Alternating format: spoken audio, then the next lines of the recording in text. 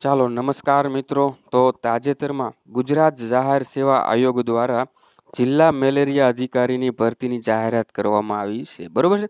તેના વિશેની સંપૂર્ણ માહિતી આપતો મિત્રો હું ઓલરેડી એક વિડીયો બનાવી ચૂક્યો છું. કેટલી વેકેન્સી છે, કઈ રીતે ફોર્મ એપ્લાય કરવાનું છે, એના માટેની એજ્યુકેશનલ ક્વોલિફિકેશન શું છે, એક્સપિરિયન્સ કેટલો છે. પરંતુ મિત્રો એમ કહેવાય ને કે ઘણા બધા વિદ્યાર્થી મિત્રોના મગજમાં પ્રશ્નો ફરતા હતા, એવા પ્રશ્નો કે જેનું સોલ્યુશન આપણે જાતે મેળવી શકીએ તેમ નહોતું. આથી મિત્રો મેં જીપીએસસી એટલે કે ગુજરાત જાહેર સેવા આયોગના બોર્ડ પર સંપર્ક કર્યો અને મારે જે કાંઈ વાતચીત થઈ તેમાં ઘણા બધા પ્રશ્નોનું નિરાકરણ મને મળ્યું છે. તો મિત્રો તમારા સૌ કોઈના પ્રશ્નોનો જવાબ તમને મિત્રો અહીંયા મળી રહેશે, તો વિડીયોને છેલ્લે સુધી જોવાનું ના ચૂકતા. અને મિત્રો લેબોરેટરી ટેકનિશિયનને લગતી અને બીજી ભરતીઓની માહિતી જે છે અવારનવાર હું આ ચેનલ પર અપલોડ કરતો રહેતો હોઉં છું. તો આવી જ માહિતી મેળવવા માટે તમે ચેનલને સબસ્ક્રાઇબ કરી લો, ટેલિગ્રામ ચેનલને પણ જોઈન કરી લો મિત્રો, અને શોર્ટ નોટિફિકેશન શોર્ટ અપડેટ માટે મિત્રો તમે ઇન્સ્ટાગ્રામ પેજને પણ ફોલો કરી શકો છો. તો મિત્રો ફોર્મ ભરવાની જે છે એ 14 તારીખથી શરૂ થઈ ચૂક્યું છે, બરોબર છે. 14/11/2024 સ્ટાર્ટ થઈ ગયું છે, તો 30/11/2024 સુધી ફોર્મ ભરાવાનું છે, જે આપ સૌ જાણો છો. અને જીપીએસસી ઓજસ અથવા તો જીપીએસસી ગુજરાત પરથી મિત્રો તમને ઓજસની સાઇટ પરથી તમે ફોર્મ ભરી શકો છો. આ બધી જ વસ્તુની ખબર હતી, બધાને ખબર જ છે મિત્રો કે 47 જગ્યા છે, જેમાં અલગ અલગ જનરલની 21 છે ને એસસીબીસીને આ બધી જ વેકેન્સી વિશે પણ આપણે અગાઉના લેક્ચરમાં અગાઉના વિડીયોમાં માહિતી મેળવી ચૂક્યા છીએ.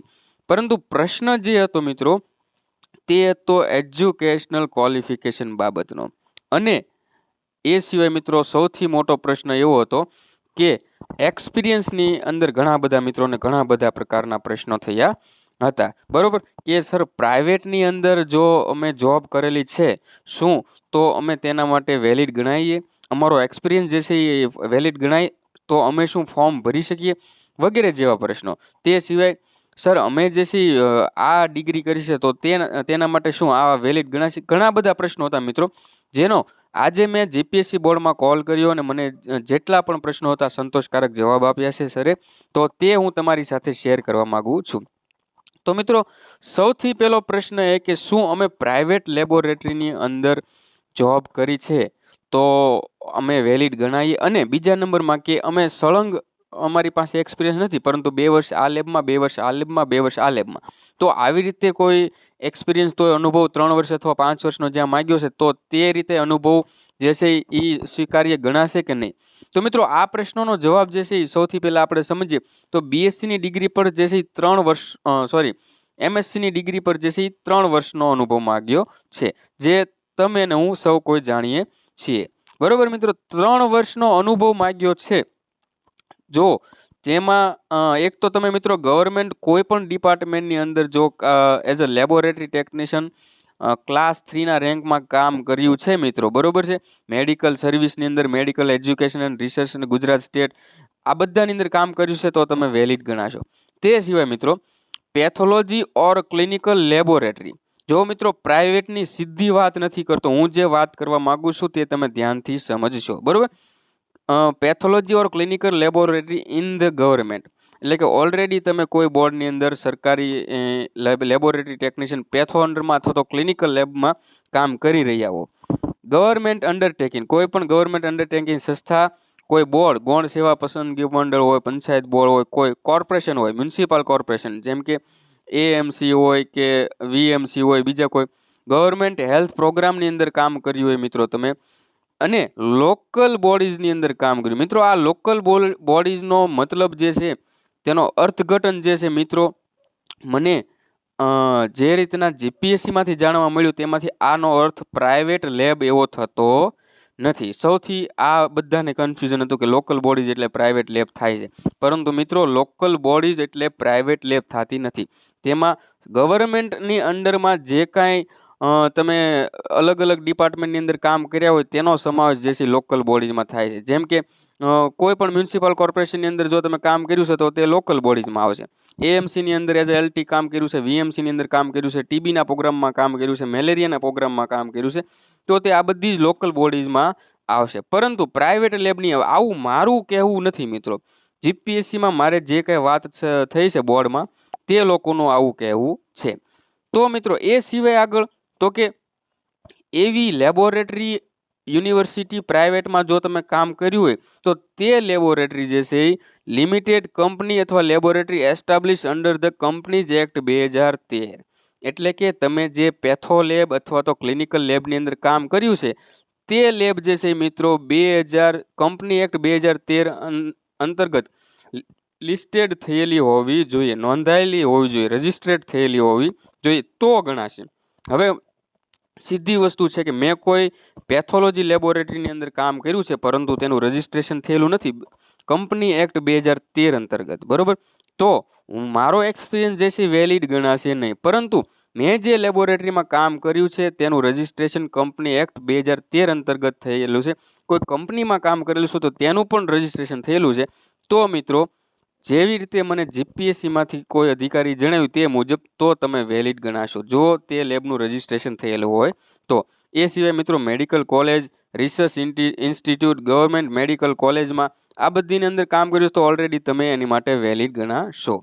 સમજાય છે મિત્રો? તો આ આપણો પ્રશ્ન હતો કે પ્રાઇવેટમાં કામ કર્યું હોય, પ્રાઇવેટનો અનુભવ હોય તો વેલિડ ગણાશું? હા મિત્રો ગણાશો, પરંતુ તમે જે લેબમાં કામ કર્યું છે તેનું રજિસ્ટ્રેશન થયેલું હશે કંપની એક્ટ 2013 અંતર્ગત તો તમે વેલિડ ગણાશો. બરોબર છે મિત્રો? ચાલો, હવે તો અહીંયા આપણા એક પ્રશ્નનો જવાબ મળી ગયો છે. બીજો પ્રશ્ન જે છે તે એવો છે કે ઘણા બધા વિદ્યાર્થી મિત્રો જે છે એ PGDMLT કરીને બેઠા છે, બરોબર છે, PGDMLT, અને તેઓ એવું માની રહ્યા છે કે PGDMLT જે છે એનો ફૂલ ફોર્મ એવું થાય post graduation diploma in medical laboratory technician. તો અહીંયા આપણને જ્યાં પોસ્ટ ગ્રેજ્યુએશન માંગ્યું છે અને 3 વર્ષનો અનુભવ માંગ્યો છે, બરોબર, તો બધાને એવું થાય છે કે આપણે ત્યાં વેલિડ ગણીશું. ના મિત્રો, મને જે રીતના જીપીએસસીમાંથી જાણવા મળ્યું તે પ્રમાણે તેઓનું એવું કહેવું છે કે તમે જો પોસ્ટ ગ્રેજ્યુએશન ડિગ્રી ઇન સાયન્સમાં તમે કર્યું છે, બરોબર, PGDMLT કર્યું છે, પણ DMLTમાં તમારે microbiology as a principal subject નહીં હોય કે પછી એન્ટોમોલોજી નહીં હોય, બાયોકેમિસ્ટ્રી, બાયોસાયન્સ, ઝૂલોજી આ બધા subject as a principal subject નહીં હોય તો તમારી ડિગ્રી જે છે વેલિડ ગણાશે નહીં. આ બધા પ્રિન્સિપલ સબ્જેક્ટ ક્યારે હોય? જ્યારે તમે MSc કરેલું હોય. MSc કરેલું હોય ને ત્યારે જ તમારા આ સબ્જેક્ટ જે છે એ એઝ અ પ્રિન્સિપલ સબ્જેક્ટ હોઈ શકે. પરંતુ PGDMLT ની અંદર તમે જે છે આ PGDMLT ની ડિગ્રી BSc પછી તમે જે છે અહીંયા સબમિટ કરાવશો તો તે વેલિડ ગણાશે નહીં. આ બધું મિત્રો મારું પોતાના રિવ્યૂ નથી, આજે મેં જીપીએસસી સાથે વાત થઈ મારે તે લોકોનું કહેવા પ્રમાણે હું તમને જણાવું છું.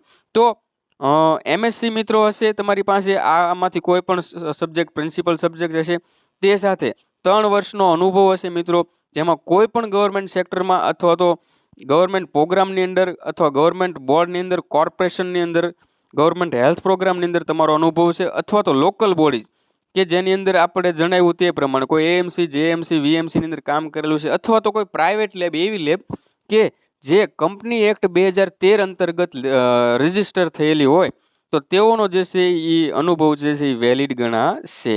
સમજાય છે મિત્રો?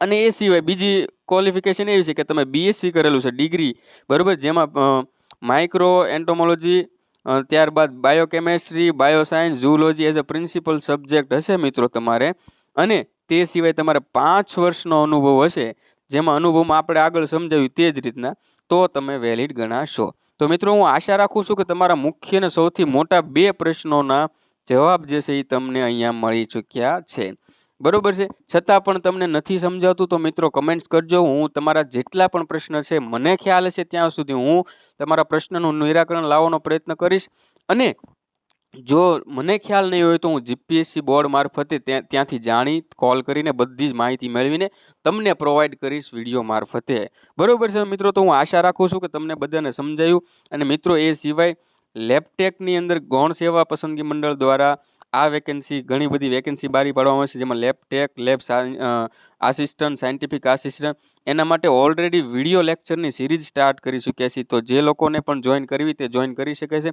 ઓલરેડી ઘણા બધા વિદ્યાર્થીઓ જોઈન કરી ચૂક્યા છે. પર લેક્ચર મિત્રો 1500 થી 2000 વિદ્યાર્થીઓ લેક્ચર અટેમ્પ કરે છે. તો હું આશા રાખું છું કે તમે પણ લેક્ચર અટેમ્પ કરો અને ચેનલની વિઝિટ લો. તો મિત્રો આજ માટે આટલું જ. જય હિન્દ.